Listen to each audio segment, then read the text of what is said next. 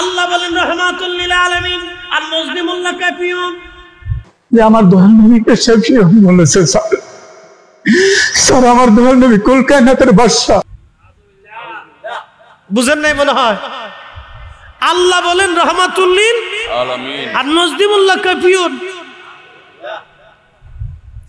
আল্লাহ রাব্বুল আলামিন বললেন ইন্না আতাইনাকাল কাউসার। হুজুর আমি আপনাকে কাউসারের মালিকানা দিয়ে দিলাম। একবার জোরে বলা যাবে কি মারহাবা। আল্লাহ বলেন হুজুর আপনি কাউসারের মালিকানা আপনাকে দিয়ে দিয়েছি। নজদিমুল্লাহ কাফিউন আমার আল্লাহ বললেন আসা আইয়াবআসাকা রাব্বুকা মাকামান মাহমুদা। একসাথে বলবেন আল্লাহু আকবার। আল্লাহ বলেন হুজুর আপনি মাকামে মাহমুদ ওয়ালা আর নজদিমুল্লাহ কাফিউন। তখন বুঝাইতে পারছি নি আপনাদেরকে? আমরা তো বেদাতি, ওনাদের দৃষ্টিতে আমরা হচ্ছে বেদাতি, মাজার হুজুরি, আমরা বলি ভণ্ড হেদের দৃষ্টিতে। অথচ কোরআনে এত জায়গা আল্লাহ রসুলের শান আসলো, কোরআনের 40 জায়গাতে আল্লাহর পরে আল্লাহর রসুলের শব্দ আল্লাহ ব্যবহার করলেন, প্রিয় নবীদের নাম রসুল শব্দ ব্যবহার করলেন। এই কোরআনের 40 জায়গা ওদের চোখে পড়ে না, ওদের চোখে পড়ে ঘুরে ঘুরে প্রিয়। ইমাম কাজী আয়াজুল মালিকি তিনি লিখতেছেন খলিলুল্লাহ হলেন ইব্রাহিম আলাইহিস সালাম আর হাবিবুল্লাহ আমাদের নবী। হাবিবুল্লাহ কি আর খলিলুল্লাহ কি? খলিল আল্লাহর বন্ধু, হাবিবুল্লাহ আল্লাহর বন্ধু, খলিলুল্লাহ আল্লাহর বন্ধু। কিন্তু বন্ধু বন্ধুর মধ্যে তফাৎ কি? দোনোজনই তো আল্লাহর বন্ধু, কিন্তু বন্ধু বন্ধুর মধ্যে পার্থক্য কি? আল্লামা ইমাম কাজী আয়াজুল মালিকি 900 বছর আগে কিতাবের মধ্যে তিনি লেখেন না সিফাতে খলিলুল্লাহ তাকে বলা হয় যিনি আল্লাহ যাহা হুকুম করেছেন সবসময় তাহা মেনে আল্লাহকে খুশি করতেন। আল্লাহ রাব্বুল আলামিন বললেন খলিল তুমি তোমার কলিজার টুকরা সন্তান কুরবানি করে দাও। খলিল তুমি তোমার কলিজার টুকরা সন্তান কুরবানি করে দাও। সন্তান কুরবানি করার জন্য শুধু তিনি ফিলিস্তিন থেকে রওনা দিয়ে বাইতুল্লাহ শরীফে চলে গেলেন।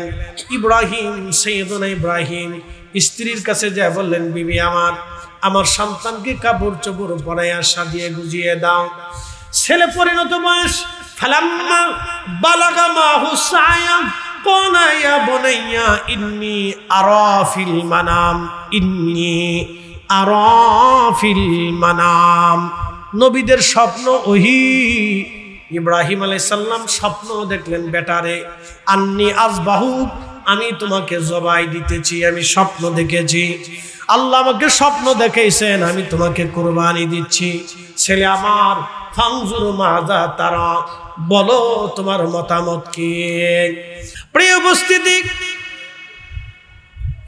আমার একটা বিষয় দেওয়া হয়েছে, বিষয়ের উপর আমি আলোচনা তুলে ধরবো আপনাদের সামনে, খুব মনোযোগ দিবেন।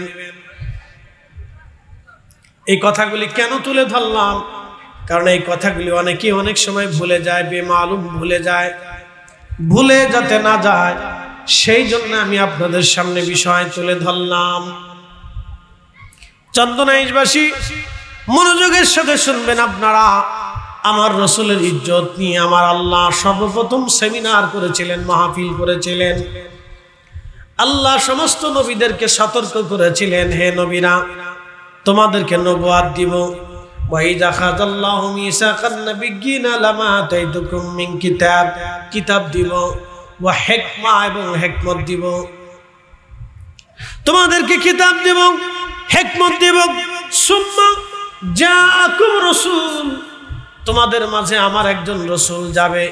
আল্লাহ একজন রসুলের কথা বললেন, তোমাদের মাঝে আমার একজন রসুল যাবে। একজন রসুল তোমাদের মাঝে যাবে, মুসাদ্দিকুল লিমা মাআকুম সত্য সহ যাবে, কোরআন শরীফ নিয়ে যাবে, আমি আল্লাহর বাণী সমূহ নিয়ে যাবে। সেই সময় তোমরা আমার এই নবীর উপরে, আমার নবীরা আমার আখিরের নবীর উপরে তোমরা ঈমান আনবে এবং তাকে সাহায্য করবে। যদি তোমরা ওয়াদা করো তাহলে তোমাদেরকে কিতাব দিব। তোমরা এই নবীর উপরে সাক্ষ্য দাও, তারপরে তোমাদেরকে নবী বানাবো।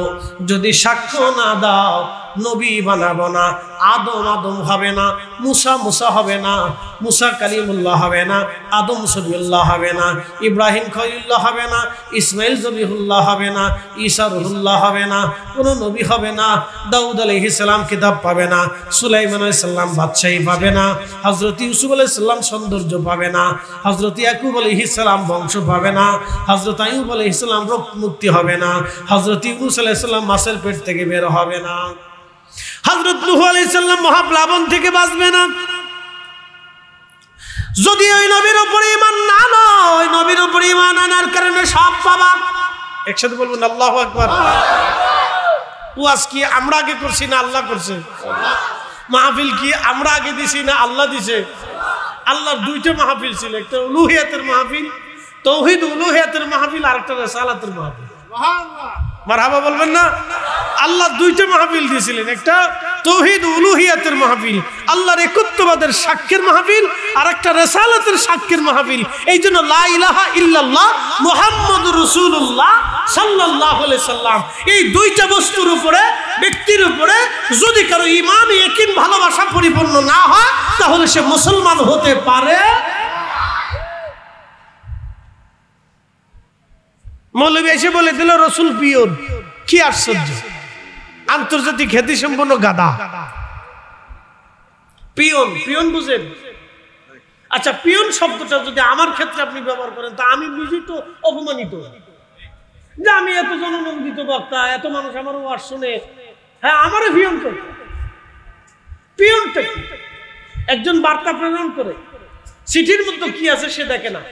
আমাদের সরকারি চাকরিজীবী হিসাব অনুযায়ী পিয়ন কত নম্বর চাকরিজীবী স্থানে আছে এটা বলতে পারবেন কি? কয় নম্বর? একবারে সর্বনিম্নের দিকে না? একবারে সর্বনিম্নের দিকে একটা পিয়নের চাকরি সরকারি রুলস অনুযায়ী।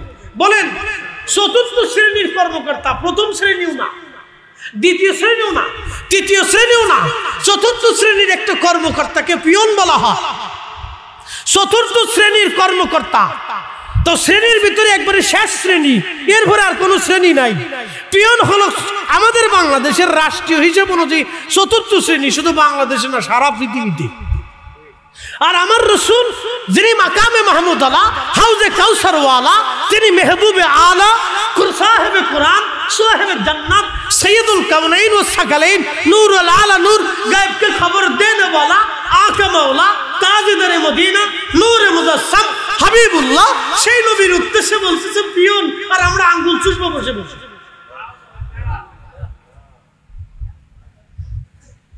পিয়ন তো কোনো নাস্তিক বলে নাই, বলেছে আমার মতো দাড়িওয়ালা বলুন। তারে শিখাইছে কে? তার ঊর্ধ্বতন বলুন। তার উস্তাদে শিখাইছে, তার উস্তাদে শিখাইছে কে? তার উস্তাদে শিখাইছে, তারে শিখাইছে কে? বলে তার উস্তাদ শিখাইছে। এইভাবে শিখতে শিখতে চলে গেছে আব্দুল ওয়াহাব নজদি পর্যন্ত। এই কথা কর না কেন, জোরে বলেন। কোন পর্যন্ত গেছে? মুহাম্মদ ইবনে আব্দুল ওয়াহাব নজদি পর্যন্ত, সৌদি আরবের নজদে, রিয়াদ বর্তমান নাম, ওইখান পর্যন্ত চলে গেছে। ওই বেটা সর্বপ্রথম আল্লাহ রসুলকে পিয়ন বলেছে। সেই লোকটা সর্বপ্রথম আল্লাহর হাবিবকে পিয়ন বলেছে। সেই পিয়ন থেকে বাড়তে বাড়তে বাড়তে বাড়তে তার 14 গোষ্ঠী, এই তার সর্বনিম্ন পর্যায়ে যারা আছে তার অনুসারীরা আজকে আল্লাহ রসুলকে পিয়ন শব্দ ব্যবহার করে। নাউযুবিল্লাহ।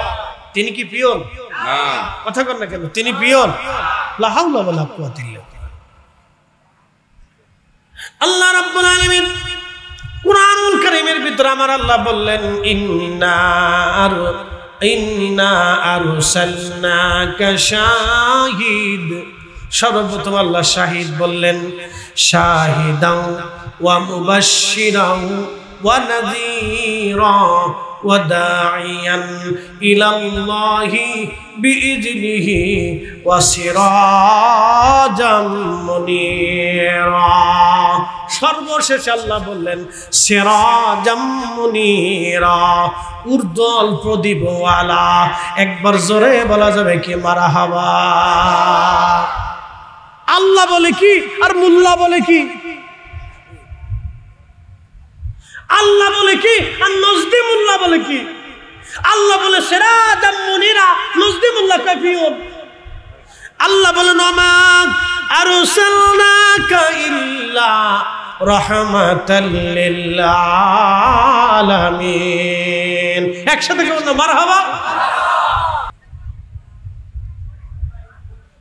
প্রিয় উপস্থিতি, আপনাদেরকে বুঝতে হবে, আপনারা যদি সতর্ক না হন তা আপনার পরবর্তী প্রজন্ম জাহান্নামের দিকে চলে যাবে।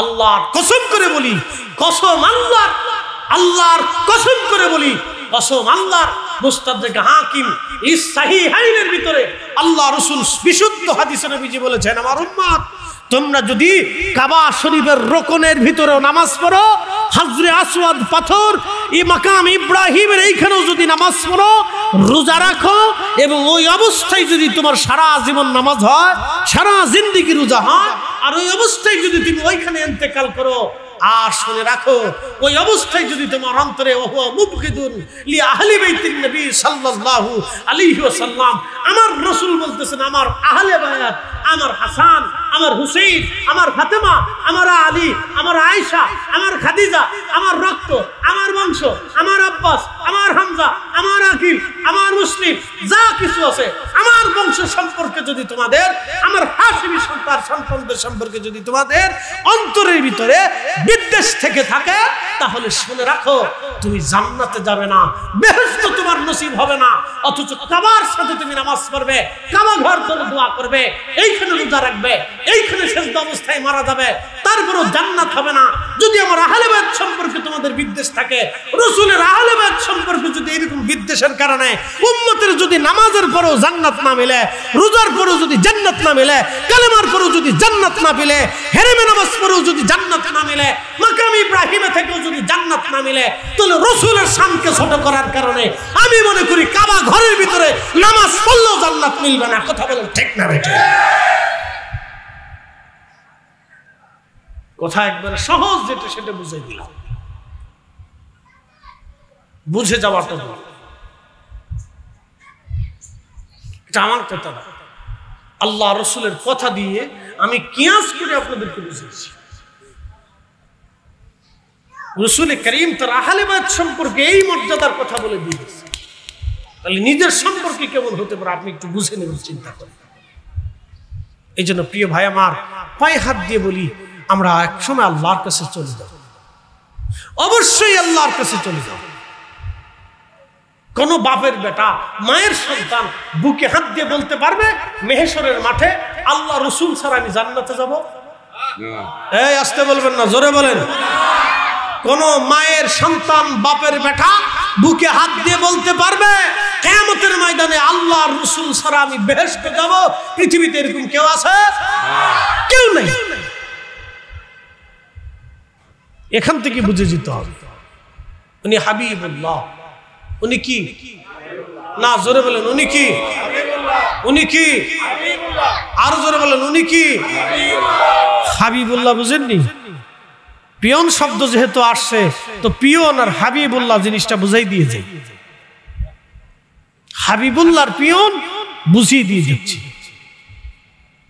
সাইয়্যিদুনা ইব্রাহিম আলাইহিস সালাতু ওয়াস সালাম, তিনি খলিলুল্লাহ, আমাদের নবী ছিলেন হাবিবুল্লাহ। এই তফাৎটা লিখেছেন আল্লামা ইমাম কাজী আয়াস আল মালিকি, কিতাবের নাম কিতাবুশ শিফা। কিতাবুশ শিফা একদিন পড়তে পড়তে দেখলাম হাবিব এবং খিল্লতের মধ্যে তফাৎ কি, পার্থক্য কি। সেই দিন আমি বুঝছিলাম যে আল্লাহ রাসূলের শান কত মহান। আল্লাহু আকবার। খলিল এবং হাবিবের তফাৎটা ইমাম কাজী আয়াস আল মালিকি কিতাবুশ শিফার ভিতরে তিনি তাকরীর করছেন। ফিলে বসাই দিলেন, একসাথে বলা যাবে আলহামদুলিল্লাহ। দয়া কে করেছে? আল্লাহ করেছে। আল্লাহ আমাদেরকে আরো পছন্দ করলেন। 1,24,000 নবী, ইমাম ইবনে হিব্বানের ভাষায় 2,24,000 নবী, মোল্লা আলী কারি রাহিমাহুল্লাহ শরহে ফিকুল আকবরের ভাষায়। তো 2,24,000 নবী আলাইহিমুস সালাম গণের ভিড়ে আল্লাহ কারো উম্মত আমাদেরকে করেন, আল্লাহ আমাদেরকে বাছাই করলেন, আলাদা করলেন। সমগ্র মানব জাতি থেকে ভিন্ন করে আল্লাহ আমাদেরকে সর্বশ্রেষ্ঠ নবীর উম্মত হিসেবে, সমস্ত নবীদের সাইয়্যিদ শিরোতাজ ইমামের উম্মত করে আল্লাহ আমাদেরকে শনাক্ত করলেন, পছন্দ করলেন। সেই জন্য আল্লাহর আসমানে আবার একসাথে বলেন আলহামদুলিল্লাহ। না হয় না আরো জোরে? কেন? এই আমাদের দেশে রিসালাতের চর্চা কমে গেছে, রাসূলের শানের চর্চাটা কমে গেছে। যদি না কমতো তাহলে আমাদের দেশে রাসূল কারীমের শানকে ছোট করে দেখে বলার কোনো দুঃসাহস কারো হতো না। কথা ঠিক আছে কিনা? আল্লাহ রাসূলের শানের চর্চাটা কমে গেছে। একটু বোঝার চেষ্টা করবেন। আপনি যে বিদ্যায় পারদর্শী হন সেই বিদ্যার উপর আপনার চর্চা লাগে। যেমন উলামা ইকরাম মাদ্রাসায় পড়াশোনা করতে করতে করতে করতে এখন তারা মাদ্রাসার শিক্ষক হয়েছে, আমরা বক্তা হয়েছি। কেউ জেনারেল শিক্ষিতার শিক্ষার ক্ষেত্রে কেউ ভালো অঙ্ক পারে, কেউ ভালো ইংরেজি পারে, কেউ ভালো রসায়ন পদার্থ এগুলি পারার কারণে এসে সায়েন্সে ভর্তি হয়। সায়েন্স থেকে ধীরে ধীরে সে ডাক্তারি পথে চলে যায়। ডাক্তারি বিদ্যায় সে গবেষণা করতে করতে করতে করতে একসময় অনেক বড় ডাক্তার হয়। কেউ ইঞ্জিনিয়ার হয়ে যায়, ইঞ্জিনিয়ারিং পদ্ধতিতে সে গবেষণা করতে করতে বড় ইঞ্জিনিয়ার হয়। কেউ রাজনীতিবিদ হয়। শোনেন, একদিনে কিন্তু রাজনীতি শিখে যায়। রাজনীতি শিখতে হলে ধীরে ধীরে ধীরে ধীরে ধীরে ধীরে ছোট থেকে সদস্য থেকে এরপরে সভাপতি, এরপরে অনেক দূর পর্যন্ত যায়। তো রাজনীতি শিখতে হলেও রাজনীতিবিদদের সাথে ঘুরতে হয়। আমাদের দেশে যারা ভিক্ষা করে, আপনি হঠাৎ করে ভিক্ষা করতে পারবেন না। ভিক্ষুকদের সাথে যদি আপনি অ্যাডজাস্ট না হন তাহলে ভিক্ষা করতে পারবেন না। ভিক্ষারও একটা কৌশল আছে। এই আমাদের দেশে সব বিদ্যারই একটা পদ্ধতি আছে। তো এগুলি সব কিছু হলো চর্চা। যেমন আমরা যদি, আচ্ছা ঠিক আছে, আমরা যদি মনে করেন যে এই মাহফিল একদিনে কিন্তু হয়নি, এই মাহফিল সূচনা হলো, ধীরে ধীরে ধীরে ধীরে ধীরে ধীরে বড় হতে লাগলো। এই যে আপনারা দেখতেছেন, আপনার চর্চা হলো কিভাবে মাহফিল করতে হয়, কিভাবে বক্তা দাওয়াত দিতে হয়, কিভাবে মাইকিং করতে হয়, কিভাবে প্যান্ডেলিং করতে হয়, কিভাবে ম্যানেজমেন্ট করতে হয়, কিভাবে টাকা কালেকশন করতে হয়, কিভাবে এটা শেষ করতে হয়, কিভাবে তাবারক রান্না করতে হয়, কিভাবে বন্টন করতে হয়। এই টোটালি এটাও একটা বিদ্যা। তো এগুলো চর্চা করতে হয়। তো সব কিছুর চর্চা আমাদের বাংলাদেশে আছে। নামাজের চর্চার জন্য মসজিদে যাইতে হয়, নামাজ শিখতে হয়, মাসলা মাসিল শিখতে হয়, দোয়া মাসনুন দোয়াগুলি শিখতে হয়। সব কিছুর একটা চর্চা আছে। কিন্তু বড় আফসোসের বিষয়, আমাদের দেশে শানে রিসালাতের চর্চা কমে গেছে। বাংলাদেশে হাজার হাজার বক্তা আছে। আপনি ইউটিউবে সার্চ দিলে অনেক বক্তাদের ওয়াজ শুনবেন। কেউ নামাজের ওয়াজ করে, কেউ রোজার ওয়াজ করে, কেউ রাজনীতির ওয়াজ করে, কেউ অর্থনীতির ওয়াজ করে, কেউ আকাশ নিয়ে ওয়াজ করে, কেউ জমিন নিয়ে ওয়াজ করে, কেউ জান্নাত নিয়ে ওয়াজ করে, কেউ জাহান্নাম নিয়ে ওয়াজ করে। বাংলাদেশে তো খুঁজে খুঁজে খুঁজে খুঁজে দেখবেন সুন্নি আলেম ছাড়া অধিক আলেমরাই শানে রিসালাত নিয়ে ওয়াজ করে না। কি কথা কর না কেন? না সাক্ষ্য দেবেন? সত্য না মিথ্যা আপনারা বলবেন। যদি সত্য হয় তো হ্যাঁ বলবেন, যদি মিথ্যা হয় তো না বলবেন। আপনারাই বলবেন, আমরা বলার দরকার। বাংলাদেশে বহু বক্তা আছে। আমি বলি সুন্নি আলেম ব্যতীত কয়জন বক্তা শানে রিসালাতের চর্চার আলোচনা করে আমাকে একটু দেখান। আলেম বাংলাদেশে অভাব নাই। কওমি আলেম আছে, আলিয়ার আলেম আছে, লামাযহাবী আলেম আছে, সুন্নি আলেম আছে, খারিজি আছে, শিয়া আছে, সব মুসলকি আলেম আছে। কিন্তু আপনি বেছে বেছে দেখেন তো কয়জন আলেম, কোন দলের আলেম শানে রিসালাত নিয়ে বেশি আলোচনা করে আমাকে দেখান, আমাকে একটু দেখান। তো খুঁজে খুঁজে খুঁজে খুঁজে দেখবেন যারা সুন্নি আলেম তারা শানে রিসালাতের চর্চা করে। একসাথে বলবেন আল্লাহু আকবার। শানে রিসালাতের চর্চা কি এটা আমাদের সুন্নত না আল্লাহর সুন্নত? আল্লাহর সুন্নত। এটা আল্লাহর সুন্নত, এটা আল্লাহর আদর্শ, এটা আল্লাহর আইন, আল্লাহর কাজ, আল্লাহ শিক্ষা দিয়েছেন। এটা আমরা শিখে নিয়ে আসি। প্রশ্ন করি, জবাব দিবেন তো? এই মাহফিল কবে চালু হয়েছে? জবাব দিতে পারবেন? এই মাহফিল চালু হইল কবে থেকে? কে এটা চালু করবে? আপনাদের এলাকায় হয়তো যেনারা মাহফিল ইন্তজাম করছেন তারা শুরু করছেন, কিন্তু আপনাদের আগেও তো মাহফিল ছিল। ব্রিটিশ আমলেও মাহফিল হয়েছে, পাকিস্তান আমলেও মাহফিল হয়েছে, নবাবী আমলে হয়েছে, সালতানাত আমলে হয়েছে, মোগল আমলে হয়েছে, তার আগেও হয়েছে। তো মাহফিল চালু করলো কে? আমার রব, আমার মালিক, আমার আল্লাহ স্বয়ং নিজে রোজে আজলে আল্লাহ নিজে মাহফিল চালু করছে। একসাথে বলবেন আল্লাহু আকবার। আমাদের সবাইকে আল্লাহ ডাক দিছে, সবাইকে ডাক দিয়ে আল্লাহ একত্রিত করলেন, জিজ্ঞেস করলেন আলাস্তু বিরাব্বিকুম, আমি কি তোমাদের রব নই? আল্লাহ মাহফিল শুরু করছেন, কিন্তু একসাথে বলবেন আল্লাহু আকবার। লা ইলাহা ইল্লাল্লাহ, জোরে বলেন লা ইলাহা। এই শব্দটা শেখানোর জন্য আল্লাহ সবাইকে ডাক দিলেন। রোজে আজলে আমরা উপস্থিত ছিলাম, উপস্থিত হইয়া এই রুহের জগতে আমরা উপস্থিত হয়ে আল্লাহকে বললাম বালা, হ্যাঁ আমরা আপনাকে স্বীকার করি। কিন্তু সবার আগে যিনি বালা বলে চিৎকার দিলেন তিনি কে জানেননি? তিনি আমাদের নবী রাহমাতুল লিল আলামিন। তিনি সবার আগে বালা বলে চিৎকার দিলেন, ওনার সাথে সাথে আমরাও চিৎকার দিলাম, যার কারণে ওনার উম্মত হওয়ার সৌভাগ্য আমাদের হয়েছে। আসতে হয়ে গেল না? সুবহানাল্লাহ, জোরে বলেন। আমাদের সৌভাগ্য। এরপরে শানের রিসালাতের মাহফিল, নবীর ইজ্জতের চর্চা, নবীজির শানের চর্চা, নবীজির সম্মানের চর্চা, নবীজির মর্যাদার চর্চা, নবীজির ইজ্জতের চর্চা, রাসূল প্রেমের চর্চা, তার সম্মানের চর্চা। এটা আমরা আগে চালু করিনি, আল্লাহ নিজে চালু করছেন। রোজে আজলে আলমে মেসাকের জগতে আল্লাহ রাব্বুল আলামিন সব নবীদেরকে উপস্থিত করলেন। ওই সময় আমরা ছিলাম না, ওই সময় সব নবীরা ছিল। 1,24,000 মতান্তরে 2,24,000 নবীরা উপস্থিত। একসাথে বলবেন আল্লাহু আকবার। বলেন সম্মেলনটা কি ছোট ছিল না বড় ছিল? কিন্তু 2,24,000 নবীর সম্মেলন ছোটখাটো সম্মেলন না, অনেক বড় সম্মেলন। এই সম্মেলনের বক্তা হলো নবীজি, আর এই সম্মেলনের বক্তা হলো আল্লাহ, উদ্দেশ্য হলো আমার নবী। একসাথে বলবেন আল্লাহু আকবার। আমরা মিলাদুন নবীর মাহফিল করলে অনেকে শরীরে চুলকায়। এই চুলকানের রোগ তো আজকে থেকে না, এটা শয়তান থেকে চালু হয়েছে। কোথেকে চালু হয়েছে? ওটা আজাদিন থেকে চালু হয়েছে। যদি বাংলাদেশে দুনিয়াতে কারো শরীরে চুলকায় তাহলে বুঝবেন ওর শরীরে ও চুলকায় না, ওরা আজাজিলে চুলকায়। এগুলো শয়তানের খাসলাত।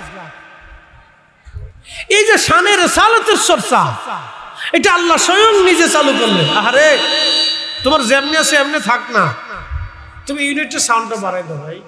এই ডিসকানেকশন কোথায় কি হয়েছে না হয়েছে বৃষ্টি বাদলের দিন, থাক, ওরে দোষ দেওয়ার দরকার নেই, বেচারা চেষ্টা করতেছে।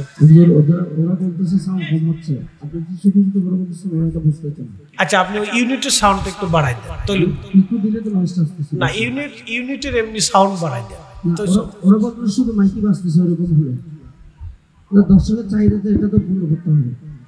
আচ্ছা এখন বিষয় হলো কি, আমার একটু লাড়াচাড়া করে কথা কইতে হয় আর কি, অভ্যাস। ঠিক আছে, অসুবিধা নেই। আচ্ছা যাক, অসুবিধা নেই, ঠিক আছে ঠিক আছে। মানে আমার একটু দূর থেকে কথা কইতে হয়, একটু লাড়াচাড়া করে, কাছে নিয়ে ডর করে তো দাঁত না ভেঙে যায়, গুতা যদি লেগে যায় তো কিছু করার নাই, তো দাঁতও যাবো, ঠোঁটও যাবো, ওয়াজও যাইবো, এর লেগে আমি একটু দূরে থাকি আর কি। আচ্ছা যাক, অসুবিধা নেই, আপনি চেষ্টা করেন আর কি। একসাথে বলি না আল্লাহু আকবার, নারে তাকবীর, নারে রিসালাত। তাহলে রিসালাতের চর্চা কি আমরা আগে করছি না আল্লাহ করছেন? আল্লাহ নিজে করছেন। তাহলে আল্লাহ রাসূলের শানের মাহফিল এটা আমাদের সুন্নাত না, এটা আল্লাহর সুন্নাত। একসাথে কোন আল্লাহু আকবার। পাবলিকে কয় আমরা বানাইছি, আমরা বেদাতি। তা আল্লাহটা করে যদি বেদাতি হইতো অসুবিধা নেই, কি কথা কর না, ঠিক কি না? তো অসুবিধা নেই, এটা আমরা চালাই যাব। ইমাম আজম আবু হানিফাকে বেদাতি বলছে, আল্লাহু আকবার। ইমাম আজম আবু হানিফা রাহিমাহুল্লাহ, যার নাম মসজিদে নববীতে সাহাবায়ে কিরাম, আমি নিজে চোখে দেখেছি, ভিডিওতে লাইভে দেখাইছি আমি গত বছর হজে, মসজিদে নববীর ভিতরে আল্লাহর নাম, আল্লাহর হাবিবের নাম, খোলাফায়ে রাশিদের নাম, আশারে মুবাশশিরের নাম, আহলে বাইত রাসূলের নাম, যাদের নামে মাহফিল করছেন তাদের নাম, এরপরে চার ইমামের নাম, মুহাদ্দিস সাহাবীদের নাম, তারপরে ইমাম নুমান বিন সাবিত রাদিয়াল্লাহু তাআলা আনহু সহ লেখা। অথচ এই উম্মতের আলেমরা তারে বেদাতি ফতোয়া দিছে বলে উনি বেদাতি, ওনাকে বেদাতি ফতোয়া দিছে। তাও কার কাছে বিচার দিছে জানেননি? বিচার যার কাছে দিলেন তিনি শহীদ কারবালা ইমাম হুসেন রাদিয়াল্লাহু আনহুর বেটা ইমাম জয়নুল আবেদিন রাদিয়াল্লাহু আনহু, তিনার বেটা ইমাম মুহাম্মদ বাকের রাদিয়াল্লাহু আনহুর কাছে বিচার দিছে। ইমাম আজম আবু হানিফার বিরুদ্ধে বিচার দিছে। মদিনাতে যাওয়ার পরে ইমাম মুহাম্মদ বাকের ইমাম আবু হানিফাকে ধরে বললেন, হে নুমান বিন সাবিত, দাঁড়াও, তুমি বলে বেদাতি। কি আশ্চর্য! রাসূলের আওলাদ বলতেছে তুমি নাকি বেদাতি। তখন ইমাম আজম আবু হানিফা রাহমাতুল্লাহ আলাইহি হতভম্ব হয়ে গেলেন যে আমি যার সামনে দাঁড়াইছি তার রক্তে সরাসরি রাসূলের রক্ত প্রবাহিত হইতেছে, তার কাছে আমার সম্পর্কে এত বড় একটা ভুল মেসেজ দিলেন। তখন তিনি বললেন, ওহে রাসূলের আওলাদ, ওহে নবীর বংশধর, ওহে রাসূলের আওলাদ, মেহেরবানি করে আপনি আমার কিছু কথা শুনেন, আমাকে মাফ করুন। বলতেছে বলো, বলো ওহে রাসূলের আওলাদ, আমি কি আল্লাহ রসুলের এই ফরজ নামাজ 4 রাকাত ফরজ, জোহরের ফরজটাকে কি আমি 5 রাকাত বলেছি? বলে না। আসরের নামাজের 4 রাকাত ফরজকে আমি 6 রাকাত বলেছি? বলে না। তাহলে আমি কি করে বেদাতি হলাম? আরো কিছুর উত্তর উনি সুন্দর সুন্দর দেওয়ার পরে হযরত ইমাম মুহাম্মদ বাকের রাদিয়াল্লাহু আনহু জড়িয়ে ধরলেন, চুমা খেয়ে বললেন, না, তুমি বেদাতি না, তোমার নামে আমার কাছে মিথ্যা অভিযোগ দেওয়া হয়েছে। একসাথে বলবেন আল্লাহু আকবার। যুগে যুগে বড় বড় আলেমরা বেদাতের তবকা নিচ্ছে। ইশকে রাসূল থাকলে, হকের উপরে থাকলে মানুষ আমরা বেদাতি কইবে। কি কথা কর না, ঠিক কিনা? ইসলামে দেশে কারা আনছে? ওলিরা। এতে কি কোনো সন্দেহ আছে? শুধু এদেশে ইসলাম ওলিরা আনছে?